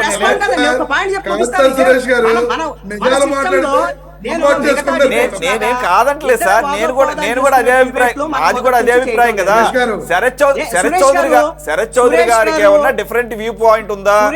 ఆయన ప్రభుత్వం చంద్ర గారు చెప్పేటువంటి విషయాన్ని నేను వింటాను, ఆలకిస్తాను. ఒక పాయింట్ చెప్పి నేను ముగిస్తాను. ఎందుకు అనంటే ఆయన వాదన నేను తప్పు అనను. నేను బంబాట్ చేసినంత మాత్రాన నేను చెప్పినది చంద్రబాబు నాయుడు చెప్పి నారాయణ చెప్పినే చెప్పాను. నేనే బంబాట్ చేయాలి. రెండో ఒక పాయింట్ చెప్పి ముగిస్తే అసలు మన డిబేట్ కి అర్థం ఉండాలి కాబట్టి ఆ పాయింట్ ఏంటి అనంటే, ఇప్పుడు ఈ రాజధాని విషయంలో వీళ్ళు 98,000 ఎకరాలు సేకరించినా సరే రేపు పొద్దున ఎవరు వస్తే వాళ్ళు ఇష్టారీతిన అమరావతి కాదు అమలాపురం అని అనకుండా ఉండాలి అనంటే ఇప్పుడు కావాల్సింది ఏంటి అనంటే విభజన చట్టంలో సవరణ జరగాల్సినటువంటి అవసరం ఉంది అనేటువంటిది. ఇదేమి పొరపాటు గ్రహపాటు వల్ల ఏం జరిగిందేం కాదు. ఎందుకోసం అంటే మన రాష్ట్రం విడిపోయినప్పుడు ఉమ్మడి రాజధానిగా 10 ఏళ్ళు హైదరాబాద్ ఉంది కాబట్టి ఇప్పుడు 10 ఏళ్ళు అయిపోయింది కాబట్టి ఇప్పుడు ఆ సమస్య అనేటువంటిది ఇప్పుడు మన రాజధాని అమరావతి అనేటువంటిది నోటిఫై చేసి ఉండలేదు కాబట్టి ఇప్పుడు మనం పార్లమెంట్ లో పెట్టి, ఎందుకంటే రాష్ట్ర విభజన కానీ రాష్ట్ర రాజధాని అంశం కానీ పార్లమెంట్ చేసేటువంటి నిర్ణయం కాబట్టి రేపు పార్లమెంట్ లో ఈ అంశాన్ని పెట్టి ఆ పార్లమెంట్ లో అమరావతి రాజధాని ఏకైక రాజధాని, అక్కడే హైకోర్టు, అదే విధంగా సెక్రటరేట్, అదే విధంగా అసెంబ్లీ అన్ని అక్కడే ఉంటాయి. ఇది రాజధాని అనేటువంటి విషయాన్ని రేపు పొద్దున విభజన చట్టంలో దాన్ని పార్లమెంట్ లో తీర్మానం చేసి చేరుస్తారు. దాని తర్వాత మీరు అనుకున్నట్లుగా కొన్నాళ్ళు చలికాలం వస్తే ఒకవేళ జగన్మోహన్ రెడ్డి వస్తే ఆయన ఇష్టం వచ్చిన దగ్గరికి ఎక్కడైనా వెళ్లి పరిపాలించవచ్చు. కడప అయిన పోవచ్చు, లేకపోతే విశాఖపట్నం అయినా పోవచ్చు, కానీ బెంగళూరు పోతా అంటే ఒప్పుకోరు ఈ రాష్ట్రానికి ముఖ్యమంత్రి ఒకవేళ అయితే. కాబట్టి పరిపాలించుకోవడం ఎక్కడి నుంచి పరిపాలించుకోవచ్చు, రాజధాని మాత్రం ఇక్కడే ఉంటుంది. దాన్ని ఎవరు మార్చేటువంటి అవకాశం లేదు. కనీసం ఆ పని అయినా చంద్రబాబు నాయుడు కరెక్ట్ గా చేయమని మాత్రం రాష్ట్ర ప్రజలు అక్కడ భూములు ఇచ్చినటువంటి రైతులందరూ కూడా కోరుకునేటువంటి అంశం. ఇక ఎంతసేపు అయినా ఆయన మాట్లాడుకోవచ్చు, నేను వింటాను. ఎందుకంటే వాదోపవాదాలు చేసుకునేటువంటి అంశం కాదు, రాష్ట్ర ప్రజలకు చెప్పాలి ఆయన, అంతే, నాకు కాదు. అందు గురించి నేను ఈ టాపిక్ తో వైండప్ చేస్తాను. ఫైనల్ కంక్లూజన్ పాయింట్స్ అందరి దగ్గర తీసుకొని. శరత్ చౌదరి గారు, సార్ నిజంగానే సార్ ఏమైంది 4,000 2,000 ఏమైపోయింది? అలాగే నారాయణ గారు, సరే ఈ నారాయణ గారు అసలు 5 సంవత్సరాల పాటు ఎక్కడ కనపడలేదు, అసలు రాజకీయాల్లోనే కనపడలేదు. సరే సడన్గా మళ్ళా వచ్చేసారు. గంటా శ్రీనివాసరావు ఇలాంటి వాళ్ళంతా భలే వచ్చేస్తారండి, కరెక్ట్ సీజనల్ పొలిటీషియన్స్ లాగా. చక్కగా అప్పటి వరకు వ్యాపారాలు చేసుకుంటారు, అన్ని విహారయాత్రలు చేస్తారేమో. టక్మన్ రాగానే ఎలక్షన్స్లో నిలబడతాం, టికెట్ తెచ్చుకుంటాం, పొడి చేయటం, మంత్రులు అయిపోవటం. సరే అది మీ ఇష్టం, నేను కాదంటలేదు. కానీ ఏంటి 2,000 ఎందుకు వచ్చింది? చిన్న ఇప్పుడు దాకా మన వాళ్ళు సుదీర్ఘంగా మాట్లాడారు, జర్నలిస్ట్ గారు లేదంటే మన కాంగ్రెస్ మిత్రులు అందరూ. నేను ఒకటే చెప్పదలుచుకున్నాను సార్. ఇప్పుడు 1999లో హైదరాబాద్ అనే దాన్ని ఒక సైబరాబాద్ గా రూపొందించడానికి అక్కడ మనకి కావాల్సినంత ల్యాండ్ ఉంది, విచ్చలవిడిగా కొండలు గుట్టలు అన్నీ ఉన్నాయి.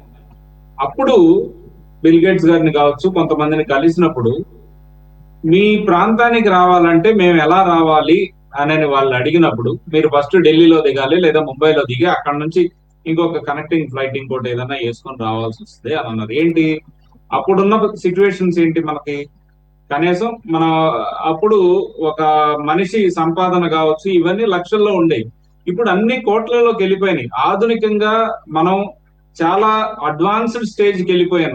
కంప్యూటర్ అనేది అప్పట్లో ఒక సూట్ కేస్ కంప్యూటర్ లాగా ఉండేది ల్యాప్టాప్. ఇప్పుడు వచ్చేసరికి జేబులో మనం ఫోల్డబుల్ ఫోన్స్ దగ్గర నుంచి ఇట్లాగా కంప్లీట్ ఆర్టిఫిషియల్ ఇంటెలిజెన్స్ ఇవన్నీ వచ్చిన తర్వాత వచ్చే వాళ్ళకి సౌకర్యంగా ఉండాలి. వచ్చే ఇన్వెస్టర్స్ కావచ్చు, ఈ రోజుకి డెవలప్ అయింది కాదు హైదరాబాద్ కూడా. 20 సంవత్సరాలు 1998లో మొదలు పెడితే ఈ రోజు 2025లో దగ్గర 27 సంవత్సరాలకి ఒక మహానగరంగా అది రూపాంతరం చెందింది. అలానే అమరావతి ఈ రోజుకి ఈ రోజు అవుతుందా, ఈ రోజుకి ఈ రోజు మీకు అంతమంది ప్యాసింజర్లు వస్తారా, లేదు మిగిలిన వాళ్ళు ఎందుకు రావట్లేదు అని అంటే, మిగిలిన బిల్డర్స్ కావచ్చు అందరూ కూడా ఒక భయభ్రాంతులకి గురైపోయారు.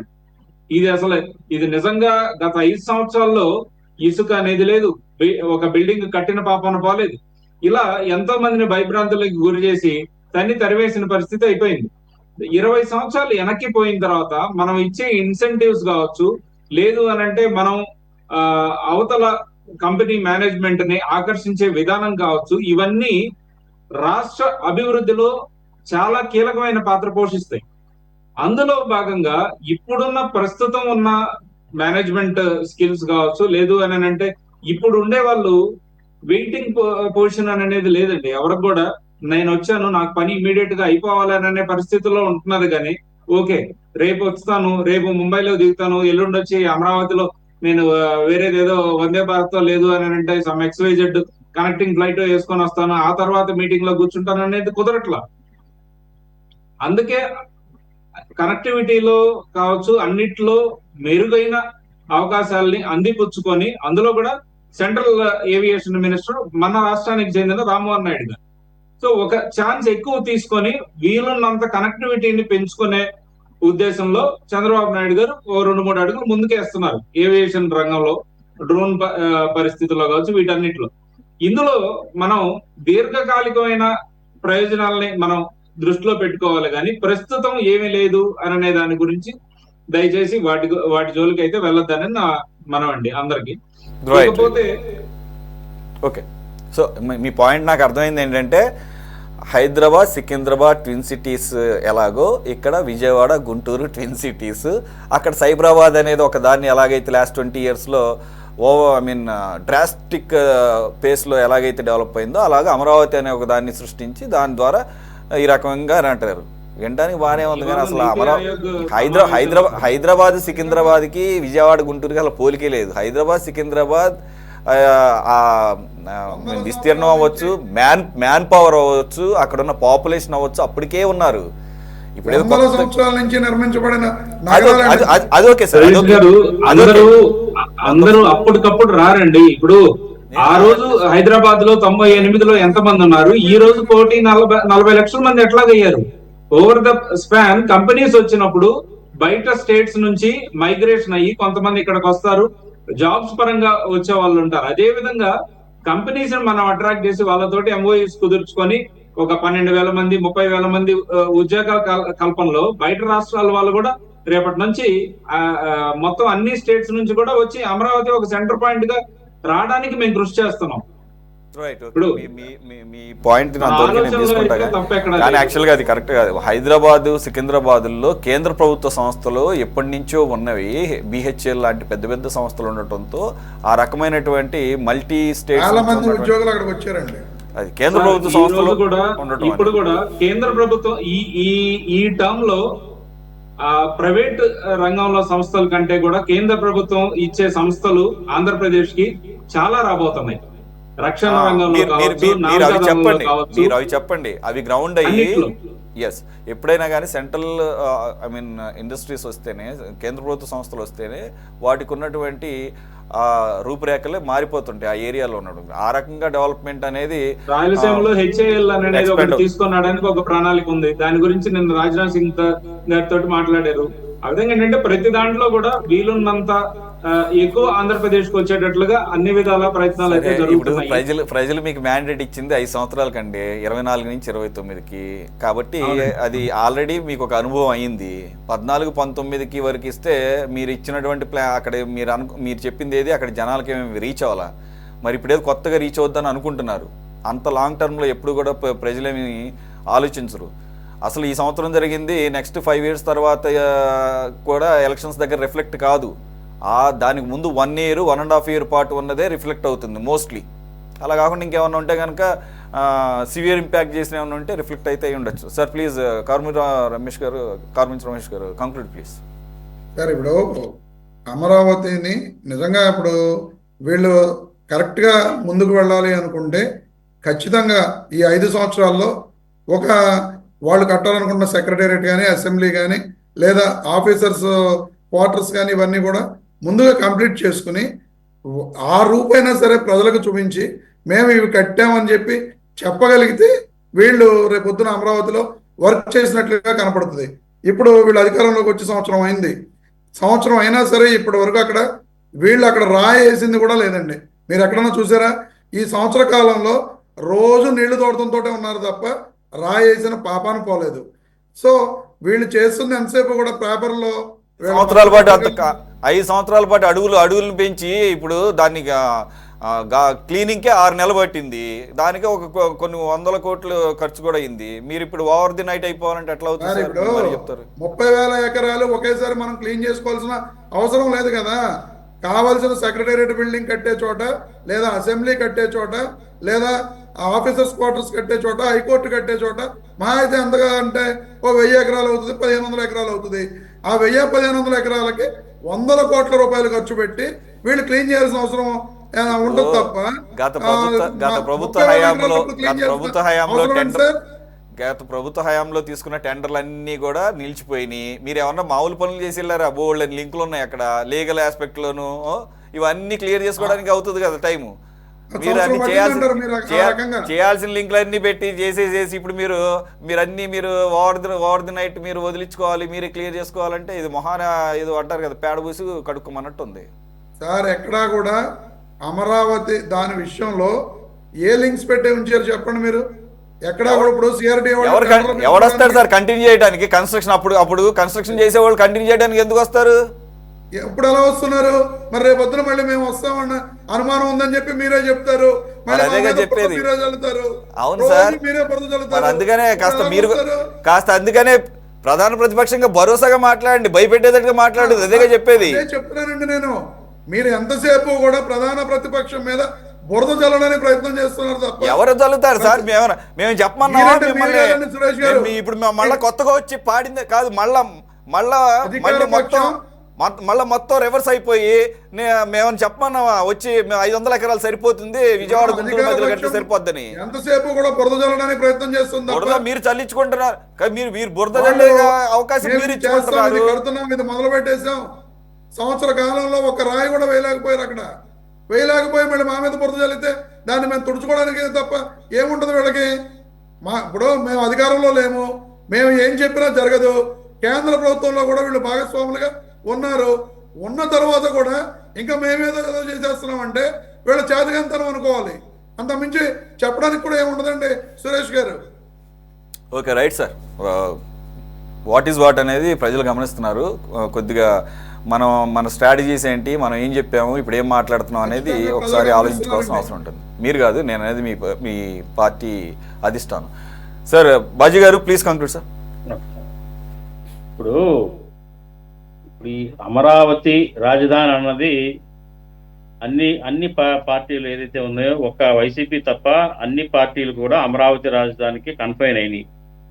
ఇప్పుడు మేమేమంటున్నామంటే, ఎప్పుడో 1537లో కట్టబడిన బెంగళూరు సిటీ తోటి 1591లో కట్టబడిన హైదరాబాద్ సిటీ తోటి కంపేర్ చేసుకోవటం కాకుండా అమరావతిని ఒక కొత్త నగరంగా, ఏదైతే ఆ 54,000 ఎకరాల చేతిలో ఉన్నాయో ఆ 54,000 ఎకరాలలో చక్కగా ముందు పబ్లిక్ సెక్టార్కి అవసరమైన నిర్మాణాలు చేసి, పబ్లిక్ యూటిలిటీ కోసం సెక్రటరియట్ నిర్మించి, డిపార్ట్మెంట్స్ అన్నింటినీ కూడా అడ్మినిస్ట్రేటివ్ టవర్స్ నిర్మించి అక్కడ ఏర్పాటు చేస్తే ఆటోమేటిక్గా రాజధాని డెవలప్ అవుతుందండి. హోటల్స్, రెస్టారెంట్స్, పబ్లిక్ జనసమర్థత పెరుగుతుంది, రెసిడెన్షియల్ పెరుగుతాయి, కమర్షియల్ కాంప్లెక్సెస్ పెరుగుతాయి, ఒక కళకళలాడుతుంది, ఒక క్యాపిటల్ నగరం లాగా, ఒక టౌన్ లాగా మారుతుంది, తర్వాత నగరం అవుతుంది, ఆటోమేటిక్గా పెరుగుతుంది. ఇప్పుడే మనం ఆకాశానికి నిచ్చెన వేసినట్టుగా ఏదో ఒక మహేష్పతి సామ్రాజ్యాన్ని మళ్ళీ ఆయన వెతుకుతున్నాడు. కాబట్టి అది కరెక్ట్ కాదు. ఎందుకంటే అందుబాటులో ఉన్న టెక్నాలజీ తోటి అవసరమైన నిర్మాణాలని నిర్మించుకొని ముందు పని ప్రారంభించుకుంటా వెళ్తే ఆటోమేటిక్గా ఓవర్ ది పీరియడ్ ఒక 20 ఏళ్ళు పడుతుంది. ఒక మామూలు సైజు ఒక నగరం లాగా కనపడాలి అంటే అమరావతి ఏదైతే ఈ 33,000 ఎకరాలో 40,000 ఎకరాలో ఒక 20 ఏళ్ళ తర్వాత కానీ ఒక నగరం లాగా మనకు కనిపిస్తుంది సార్. ఇది ఫ్యాక్ట్. ఇది వాస్తవాన్ని వదిలేసి మనం ఆకాశానికి నిచ్చెనలు వేసుకుంటా వెళ్తే దవేళ్ళని పడిపోతాం. కాబట్టి ఏంటంటే నేను వైసీపీకి కూడా విజ్ఞప్తి ఏంటంటే, తెలుసో తెలియకో వీళ్ళ మనసుల్లో మళ్ళీ కావాలనో లేకపోతే భయం పట్టుకొనో మళ్ళీ అమరావతికి వైపుకే మొగ్గు చూపుతున్నారు కొంచెం కొంచెంగా. అది అలాగే ఉండండి, అదే స్టాండ్ మీద ఉండండి, అమరావతికి సపోర్ట్ చేయండి ప్రతిపక్షంగా. ఖచ్చితంగా కొద్ది సంవత్సరాల్లోనే ఒక నగరాన్ని ఉంటాం. ఎందుకంటే సిగ్గుచేటు, ఇవాళ దేశంలో కానీ ప్రపంచంలోనూ కానీ ఆంధ్రప్రదేశ్కి 10 ఏళ్ల నుంచి క్యాపిటల్ లేదు, తలకాయ లేని మొండెంత బతుకుతున్నాం. Shame on hour part as a citizens of the Andhra Pradesh. Exactly sir. కాబట్టి పార్టీ వదిలేయండి, సపోర్ట్ చేయండి. ఖచ్చితంగా అందరం అన్ని పార్టీలు కలిసి ప్రభుత్వానికి సపోర్ట్ చేసి నగరాన్ని క్యాపిటల్ నిర్మించుకుందాం. తలమానికంగా ఆంధ్రప్రదేశ్కి ఉండేటట్టుగా చేసుకుందాం. కన్స్ట్రక్టివ్ సలహాలు ఇవ్వండి, పర్వాలా, తీసుకుంటారు. అంతేగాని ప్రతిదాని నెగిటివ్ కోణంలోకి వెళ్ళొద్దు అనేది నా సూచన, మనవి. Right sir, that's all. I will conclude right now. Thank you very much for joining Baji garu, Sarath గారు, అలాగే రమేష్ గారు, కృష్ణాంజలి గారు. ఇది వాళ్ళ టాప్ డిబేట్. మరో అంశంతో మళ్ళీ కలుద్దాం. Stay tune to city 24/7.